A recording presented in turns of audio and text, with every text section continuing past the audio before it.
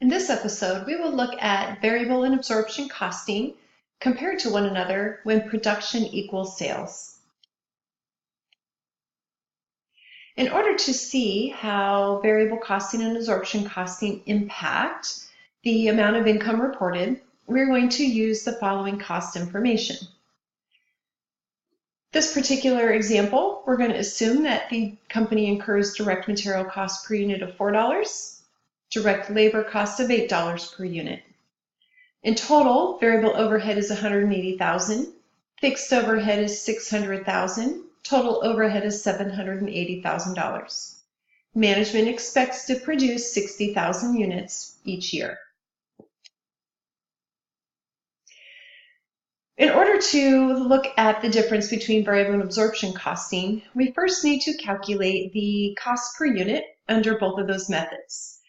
Recall that under absorption costing, the product cost is going to be all costs incurred: direct materials, direct labor, variable overhead, and fixed overhead.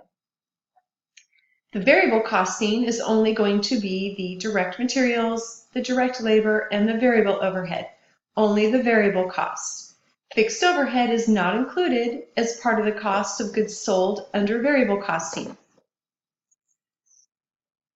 In order to calculate the per unit cost for our overhead, we needed to take the total amount of overhead and divide by the number of units. So total variable overhead of 180 divided by expected production of 60,000 is how we come up with the $3 per unit. We do the same thing for fixed overhead. 600,000 divided by 60,000 units to get fixed overhead of $10 per unit. We are now able to calculate variable and absorption costing product cost.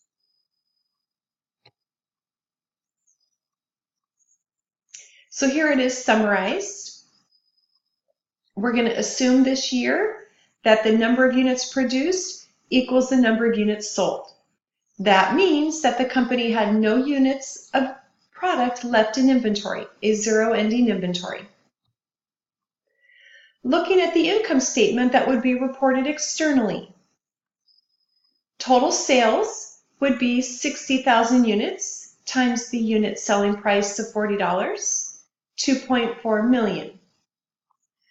Cost of goods sold under absorption costing. Recall that under absorption costing, the product cost includes all costs, both variable and fixed. So the cost of goods sold product cost will be $25 per unit, leaving us with a gross margin of $900,000.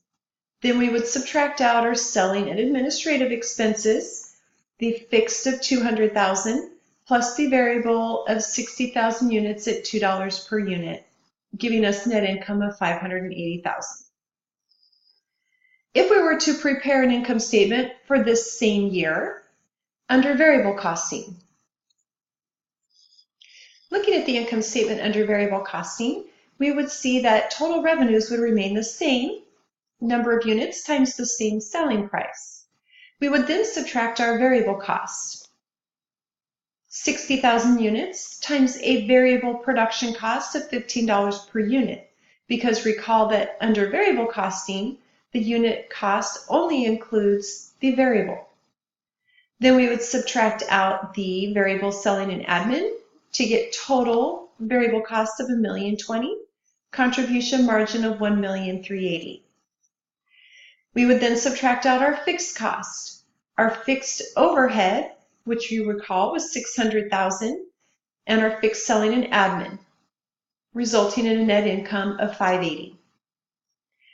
The net income under both variable costing and absorption costing is the same, because the number of units produced equals the number of units sold. That means that all costs of production are expensed in that year under both methods.